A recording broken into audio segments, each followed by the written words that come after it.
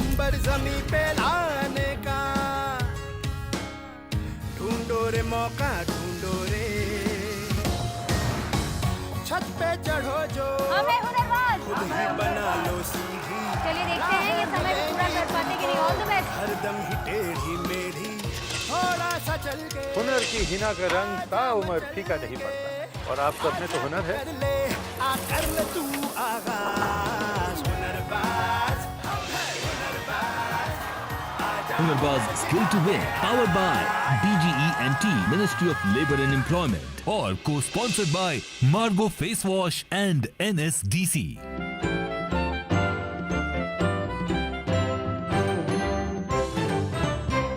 सिद्धार्थ जी, हमारे देश की एक बहुत दिलचस्प बात है।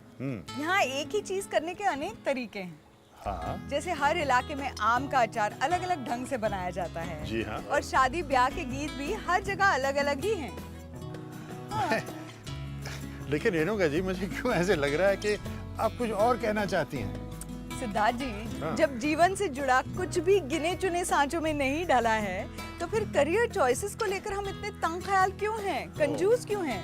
मैं समझा। हाँ, अब देखिए, एक सर्वे के हिसाब से भारत में 80% युवा करना चाहते हैं सफेद पोस्ट, यानी white collar jobs, doctor, engineer, manager, financial advisor वगैरह वगैरह। लेकिन इन क्षेत्रों में काम के अवसर हैं सिर्फ 20%, जबकि अगर आप स्किल्ड प्लम्बर हैं तो आपके पास काम के अवसर बहुत ज्यादा हैं, क्योंकि फिलहाल कंपटीशन कम है। बिल्कुल, एक्चुअली प्लम्बर शब्द सुनते ही हमारे जहन में एक ही तस्वीर उभरती है, और ये एक टूटी नल या मोरी को रिपेयर करता है इंसान। जबकि आज नई तकनीक के इस्तेमाल हो रहा है इनको ठीक करने को। और अगर आप एक हुनरबाज प्लम्बर हैं तो इसे आगे भी बहुत कुछ कर सकते हैं। आप शहर के वाटर ट्रीटमेंट प्लांट पर, या गगनचुंबी इमारतों के ड्रेनेज सिस्टम पर, waste control system, gas plants और क्लाइमेट कंट्रोल सिस्टम पर भी काम कर सकते हैं। एक्साइटिंग। यस, जरूरत है किसी क्षेत्र को चुनने से पहले उसे समझने की, और इस बात को मान लेने की कि परंपरागत करियर से आगे भी बहुत कुछ है।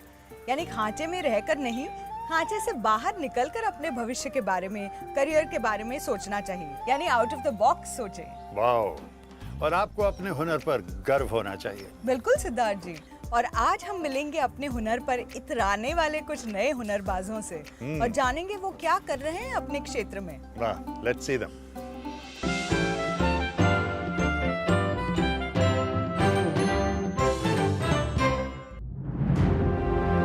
साल 1969। आजादी के 2 दशक बाद इंडिया के बढ़ते इंडस्ट्रियलाइजेशन, लोगों को हुनरमंद करने की जरूरत, और सबसे बढ़कर इंडिया को विकसित करने का दबाव। कितने ही सवाल थे, और सवालों का समाधान दिया श्रम और रोजगार मंत्रालय ने इंडस्ट्रियल ट्रेनिंग इंस्टीट्यूट के द्वारा। 11,900 संस्थान, 133 ट्रेड्स के कोर्सेज लगभग 16.5 लाख स्टूडेंट्स को ट्रेन कर रहे हैं। उम्मीद है कि आने वाले कुछ सालों में भारत गौरवान्वित भविष्य का निर्माण करे, ताकि सबका साथ, सबका विकास संभव हो।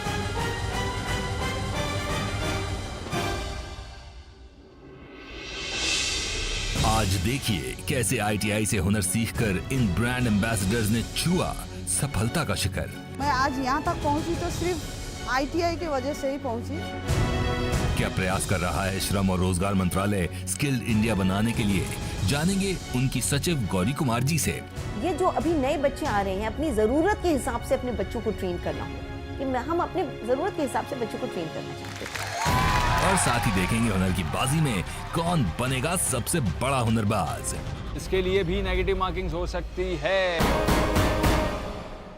प्रिंसी, पिछले कुछ हफ्तों के सफर में एक बात मुझे बार बार महसूस हो रही है। अच्छा, वो क्या है? वही कि डिग्निटी ऑफ लेबर की हम बात करते तो जरूर है, बट कमी ऐसा हो पाता है कि हम सच में लेबर की कद्र करते हैं। ये बात तो तुमने सही कही सनी, लेकिन धीरे धीरे लोगों का नजरिया बदल रहा है, और पिछले कुछ सालों में तुम्हें पता है ब्लू कॉलर जॉब्स बढ़ रहे हैं और व्हाइट कॉलर जॉब्स कम हो रहे हैं। और बदलते समय के साथ साथ ITI ने भी करवट बदली है। कई नए ट्रेड्स आज ITI के करिकुलम का हिस्सा है। बिल्कुल। भारत में औद्योगिकरण तेजी से बढ़ रहा है। Automobile, fabrication, power, production and manufacturing जैसे क्षेत्रों में लाखों जॉब्स हर दिन तैयार हो रहे हैं। अगले कुछ सालों में मैन्युफैक्चरिंग सेक्टर पर जोर रहेगा और मैन्युफैक्चरिंग सेक्टर को जब भी मैन पावर की ज़रूरत पड़ेगी उसका सोर्स केवल और केवल ITI है। अब हम लोग आपको ये भी बता दें कि ये जॉब्स कौन से हैं। तो टर्नर, फिटर, इलेक्ट्रिशियन से लेकर मैकेनिस्ट, मशीनिस्ट, सर्वेयर्स जैसे जॉब आज उपलब्ध हैं। पर इन सब सेक्टर्स की एक ही समस्या है, स्किल्ड मैन पावर। और इस समस्या को हल कर रहा है ITI। जो ट्रेनिंग का हमारा इंफ्रास्ट्रक्चर है उसका सदैव से उद्देश्य रहा है कि वो उद्योगों की सेवा में रहे, जिसका नाम ही जो है वो औद्योगिक प्रशिक्षण संस्थान है। डिमांड है वो बड़ी डायनेमिक रहती है, इंडस्ट्री की जो स्किल नीड्स हैं वो चेंज होती हैं क्योंकि इकोनॉमी में नए नए सेक्टर्स खुल रहे हैं, टेक्नोलॉजी एडवांस हो रही है और सप्लाई में तो हमारे पास यूथ है तो उसको हमें ट्रेन करना है ताकि वो उसकी नीड मीट कर सके। अब आप सोच रहे होंगे स्किलिंग का ये काम ITI करता कैसे है, तो इसका जवाब भी हमारे पास है। श्रम और रोजगार मंत्रालय द्वारा शुरू किया गया DGE&T। We are trying to make equivalent this ITI courses. हम ITI की शिक्षा को स्कूल की शिक्षा के बराबर बनाने की कोशिश कर रहे हैं ताकि अगर कोई 10वीं के बाद ITI करता है तो उसको 12वीं पास के बराबर माना जाए और वो आगे इंजीनियरिंग के एग्जाम में भी बैठ सकता है, ताकि उनका जो है करियर प्रोग्रेशन और भी बढ़ जाएगा उसका। आज DGE&T NCVT की मदद से देश भर में खुलने वाली ITI के लिए नॉर्म्स और गाइडलाइंस तैयार करता है और समय समय पर नए ट्रेड्स भी ऐड करता रहता है। यही कारण है कि आज ITI 70 अलग अलग इंजीनियरिंग ट्रेड्स में ट्रेनिंग उपलब्ध करा रहा है। और ITI केवल बड़े शहरों तक ही सीमित नहीं है। औद्योगिकरण को देश के हर कोने में पहुंचाने के लिए हर गांव कस्बे में ITI खुल चुके हैं। फिर वो दूर दराज के क्षेत्र में बसा ITI घाटंजी हो या फिर पंजाब की बढ़ती इंडस्ट्री को ध्यान में रखकर बना हुआ ITI नाभा या देश के विकसित राज्य कहलाने वाले महाराष्ट्र का ITI अहमदनगर या फिर गुजरात का ITI जामनगर। वैसे दिलचस्प बात ये भी है कि श्रम और रोजगार मंत्रालय ने शुरुआती दौर के ITI में ITI जामनगर का नंबर आता है और इस ITI ने तैयार किए हैं हुनरबाज, जिनमें से एक हैं सरदार सिंह जडेजा। रोजाना 30 किलोमीटर साइकिल चलाकर आना जाना, फिर भी सबसे पहले ऑफिस पहुंचते। ट्रांसपोर्ट कुछ नहीं था, साइकिल पे आने का था और रोड भी नहीं था, रेलवे के पटरी पर आने का जाने का। मैं सुबह इधर फैक्ट्री का टाइम 8 बजे का था, सबसे पहले आने वाला मैं ही रहता था। एक दिन वो था जब वो कंपनी में काम करने आए थे और एक दिन ये भी है जब वो उसी कंपनी के मैनेजिंग डायरेक्टर हैं। स्किल और जज्बे का जीता जागता नाम है मिस्टर जडेजा। उस टाइम मैं यहाँ अप्रेंटिस में वो कंपनी में ज्वाइन हुआ था और 2-3 साल अप्रेंटिस में काम किया। बाद में ऐसा लगा कि कुछ टेक्निकल स्किल इधर नहीं मिल रहा है, तो उस टाइम मेरा छोटा भाई ITI में पढ़ता था, तो मैंने उसका बुक देखा, तो उसमें मैंने देखा था इसमें तो बहुत सी फार्मूला और इंजीनियरिंग टेक्निकल थियोरी में ITI में सिखाते हैं। तो उस टाइम मैंने भी 69 में ITI नाइट क्लास में ज्वाइन किया था। ITI में सीखे हुनर को उस समय की कंपनी में अपनाया और केवल 10 साल के अंदर सबसे ऊंची पोस्ट तक पहुंच गए। अपने हुनर पर भरोसा और कुछ बड़ा करने के जज्बे से प्रेरित होकर जडेजा ने एक कंपनी खोली और महज कुछ सालों में उनके साथ 200 लोग काम कर रहे हैं। मैं यहाँ ITI करने के बाद ITI के साथ मैं यहाँ फोरमैन बन गया। उसके बाद मुझे ऐसा लगा कभी उसके बाद तो कोई पोस्ट है नहीं, उसके बाद तो मालिक ही है, तो मैं मालिक बनना मैंने सोचना चालू कर दिया। चलो अब मालिक बने, इतना साल का एक्सपीरियंस है तो अपने ऐसा कुछ करे जो एक्सपीरियंस भी काम आ जाए और मालिक भी हम बन सके। तो हमने एक छोटा फैक्ट्री चालू कर दिया। हौसलों से ही तो उड़ान होती है, कुछ ठान लो तो हुनर से ही तो पहचान होती है। 100% ITI कोई करे तो वो इंजीनियर ही बन जाता है। वैसे ITI वालों को इंजीनियर बोलते नहीं है, लेकिन इंजीनियर से कोई कम नहीं होते। आज सरदार सिंह जडेजा ने जिंदगी में एक मकाम हासिल किया है। इनके द्वारा शुरू की गई इंडस्ट्री में आज भी सबसे ज्यादा संख्या में ITI पास आउट काम करते हैं और ये हुनरबाज आज लगाने वाले हैं हुनर की बाजी। हम अभी हैं Geeta machine tools private limited Jamnagar Gujarat में और यहाँ पर होने वाला है एक दिलचस्प कंपटीशन। कंटेस्टेंट्स आ जाइए। तालियों के साथ उनका स्वागत किया जाए। और आज के स्पिंडल मेकिंग कंपटीशन में हिस्सा ले रहे हैं हेमंत परमार, कृष्णकांत हरिदास हेडाव, हनीफ यूसुफ भाई विकट और हमारे मेंटर हैं Ravi Soda. Hello sir, welcome to our show Hunarbaaz, आपका स्वागत है। आज का हमारा टास्क है स्पिंडल मेकिंग। स्पिंडल मशीन का बहुत ही महत्वपूर्ण हिस्सा होता है और इसे बनाते हैं टर्नर। स्पिंडल मेकिंग के 2 स्टेप होते हैं, रफिंग और फिनिशिंग। हुनरबाजों को 1 घंटे में स्पिंडल मेकिंग के इस टास्क में रफिंग स्टेप को ही अंजाम देना होगा। तो देखते हैं आज कौन जीतता है हुनर की बाजी। चलिए इस कंपटीशन का आगाज करते हैं। सर, आपका टाइम शुरू होता है अब।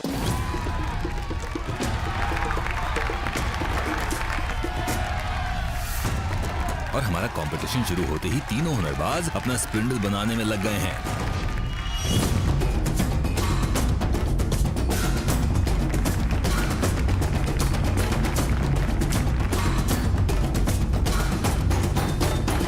ओके, तो कंपटीशन हो चुका है शुरू और यहाँ पे स्पिंडल बन रहा है। तो ये तो सच में हुनरबाजी है कि एक सिलिंड्रिकल शेप को आप इस फॉर्म में ले आते हैं और वो भी 60 मिनट के अंदर। तो सबसे पहले इसमें क्या किया जाता है? सबसे पहले इसका ये जो एंड में जो है ना वो छेद वाला, उसको सेंटरिंग बोलते हैं। वो सेंटरिंग प्रोसेस होता है। वो सेंटरिंग होने के बाद जो उसका काला काला स्किन है जो रॉ मटेरियल का, वो निकाला जाता है। ओके, उसके बाद ये पहला स्टेप चालू करेंगे। यहाँ तक का जो पहला स्टेप है ना, ओके। उसके बाद ये बीच का जो स्टेप है ना, उसका लेंथ और ये स्टेप दोनों होगा। ओके,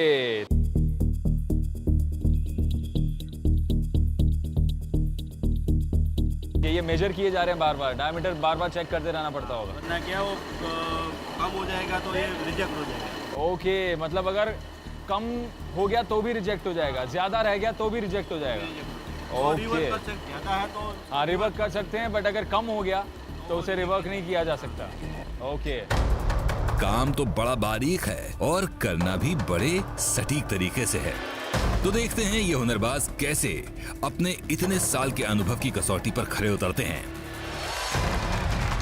आज की हुनर की बाजी में टक्कर बराबरी की है। तीनों हुनरबाज एक दूसरे के साथ चल रहे हैं, पर यहाँ केवल स्पीड नहीं देखी जाएगी बल्कि एक्यूरेसी और फिनिशिंग भी मायने रखती है।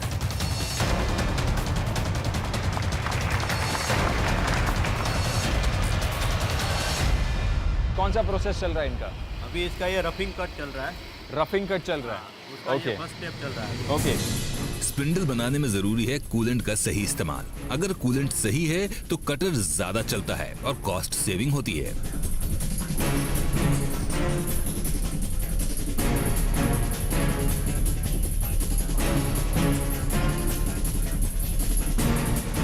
हनीफ जी कहाँ तक पहुँचे हैं?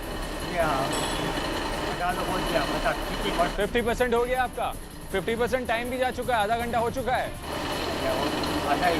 तो आपको लगता है आप कंप्लीट कर लेंगे?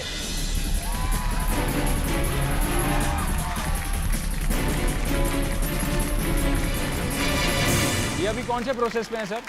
अभी ये ऊपर का डायमीटर कर रहे हैं। अभी उनका ये 3 स्टेप है, तो 3 स्टेप में से अभी ये 3rd स्टेप अभी चल रहा है। ओके, 3 स्टेप में से 3rd स्टेप पे चल रहे हैं। चल रहे हैं। तो क्या बाकी दोनों से आगे हैं क्या ये? हाँ, मुझे ऐसा लगता है वो थोड़ा कुछ आगे है। थोड़ा आगे हैं।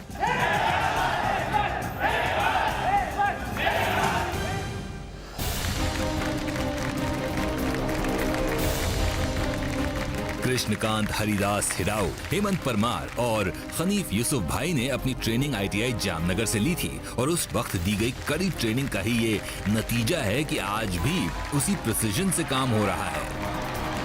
और यही कारण है कि तीनों प्रतियोगियों ने अपना टास्क समय से 10 मिनट पहले ही पूरा कर लिया है।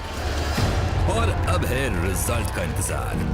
आज के हमारे इस कंपटीशन के जज श्री नथुभा जडेजा, और उन्होंने बड़ी ही बारीकी से अपना काम शुरू कर दिया है।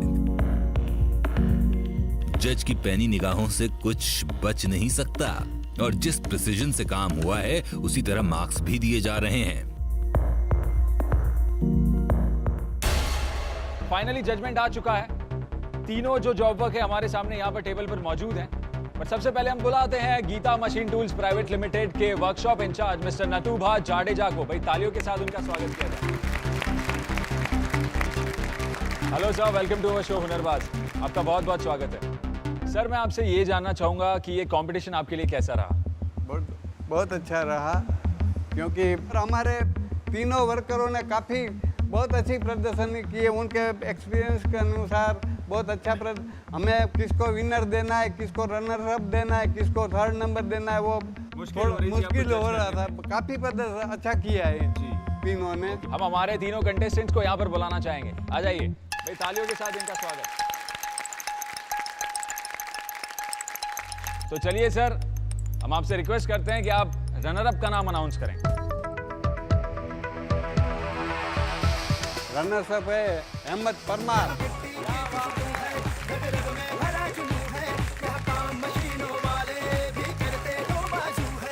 हम विनर डिक्लेयर करते हैं हनीफ। हनीफ जी, कॉन्ग्रेचुलेशन।